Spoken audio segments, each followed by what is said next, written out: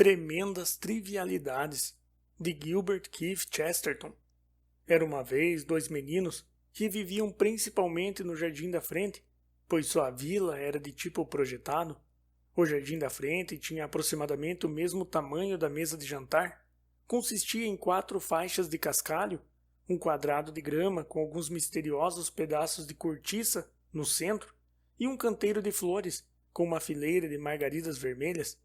Uma manhã em que brincavam nesse romântico local, um transeunte, provavelmente o leiteiro, debruçou-se sobre a cerca e entabulou uma conversa filosófica com eles. Os meninos, que chamaremos Paulo e Pedro, estavam, pelo menos, vivamente interessados no que dizia, pois o leiteiro, que era, devo dizer, uma fada, cumpriu seus deveres de Estado, oferecendo-lhes como de praxe qualquer coisa que quisessem pedir, e Paulo aceitou a oferta com brusquidão pragmática, explicando que sempre quisera ser um gigante que pudesse caminhar entre os continentes e oceanos e visitar o Niágara ou o Himalaia em um passeio de fim de tarde.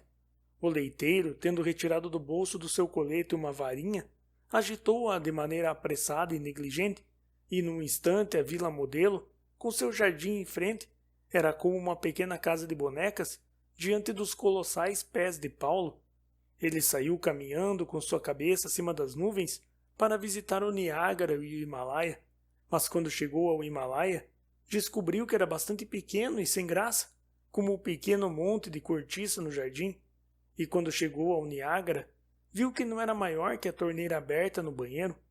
Ele caminhou ao redor do mundo por vários minutos, tentando encontrar algo realmente grande e achando tudo pequeno, até que, de puro aborrecimento, deitou-se sobre 5 ou 6 pradarias e adormeceu. Infelizmente, sua cabeça estava logo ao lado da cabana de um caipira intelectual que saiu naquele momento com um machado em uma mão e um livro de filosofia neocatólica na outra. O homem olhou para o livro e em seguida para o gigante e a seguir para o livro novamente. E o livro dizia: pode-se afirmar que o mal do orgulho consiste em estar fora de proporção com o universo. Então o caipira pôs de lado o livro, pegou seu machado e, trabalhando 8 horas por dia, por aproximadamente uma semana, cortou a cabeça do gigante, e esse foi o seu fim. Essa é a dura, porém salutar história de Paulo. Mas Pedro, curiosamente, fez o pedido exatamente inverso. Disse que sempre quisera ser um pigmeu de cerca de meia polegada. E é claro que imediatamente se tornou um.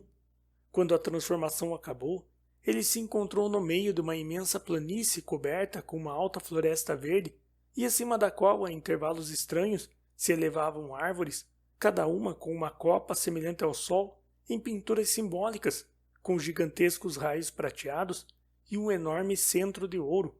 No meio dessa pradaria, erguia-se uma montanha de forma tão romântica e impossível, e mesmo assim de uma predominância e altura tão sólidas, que parecia algum incidente do fim do mundo, e ao longe no horizonte via-se o limite de outra floresta, mais alta e ainda mais misteriosa, de uma terrível cor carmim, como uma floresta eternamente em chamas. Pedro partiu em suas aventuras através daquela planície colorida, e até agora não chegou ao fim. Assim é a história de Pedro e Paulo, que contém todas as mais altas qualidades de um conto de fadas moderno, inclusive a de ser totalmente imprópria para crianças. E de fato, o motivo pelo qual a apresentei não é infantil, mas cheio de sutileza e segundas intenções. É na verdade um motivo quase desesperado de desculpar ou mitigar as páginas que se seguem.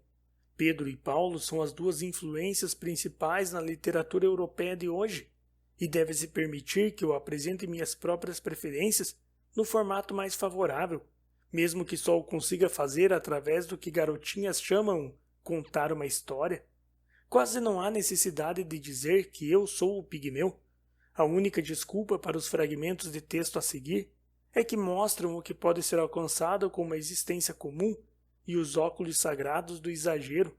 A outra grande teoria literária, que é basicamente representada na Inglaterra por Mr. Rudyard Kipling, é que nós, os modernos, voltaremos a alcançar a alegria primitiva, espalhando-nos por todo o mundo, acostumando-nos com as viagens e a variedade geográfica, estando em casa em todos os lugares, que é o mesmo que não estar em casa em lugar algum. Admita-se que um homem em uma sobrecasaca é uma visão de partir o coração. Os dois sistemas alternativos permanecem. A escola de Mr. Kipling nos aconselha a ir para a África Central para encontrar um homem sem casaca. A escola a que pertenço sugere que olhemos persistentemente para ele até enxergarmos o homem dentro da casaca. Se o encararmos por tempo suficiente, pode até sentir-se levado a tirar sua casaca para nós, e esse seria um cumprimento bem maior do que se tirasse seu chapéu. Em outras palavras, podemos, ao fixar nossa atenção quase ferozmente nos fatos que realmente estão à nossa frente, forçá-los a tornarem-se aventuras, forçá-los a desistir de seu significado e cumprir seu misterioso propósito. O propósito da literatura de Kipling é mostrar quantas coisas extraordinárias um homem pode ver se é ativo e passeia de continente em continente como o gigante em minha história. Mas o objetivo da minha escola é mostrar quantas coisas extraordinárias até mesmo um homem preguiçoso e ordinário pode ver se dispuser à simples atividade de ver. Com esse propósito, tomei a pessoa mais preguiçosa que conheço, isto é, eu mesmo, e fiz um inútil diário de coisas estranhas com as quais trombei por acidente, ao andar em uma área muito limitada, a um passo muito indolente. Se alguém disser que esses são temas muito pequenos, comentados em linguagem muito grandiosa, só poderei cumprimentá-lo graciosamente por ter percebido a piada. Se alguém disser que estou transformando tocas de toupeiras em montanhas, confessarei com orgulho que é isso mesmo.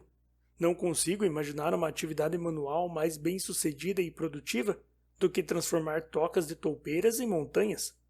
Mas acrescentaria este fato não desprezível de que tocas de toupeiras são montanhas.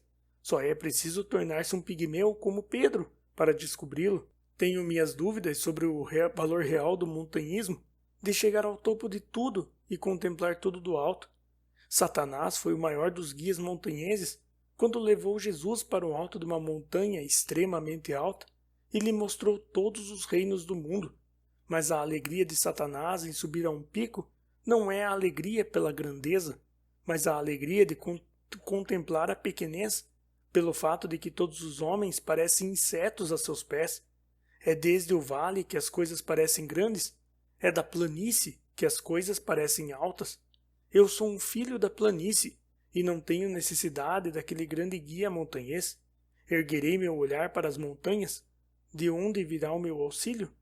Mas não erguerei a minha carcaça às montanhas, a menos que seja absolutamente necessário.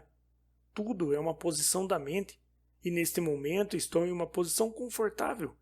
Vou sentar-me e deixar que as maravilhas e aventuras pousem em mim como moscas.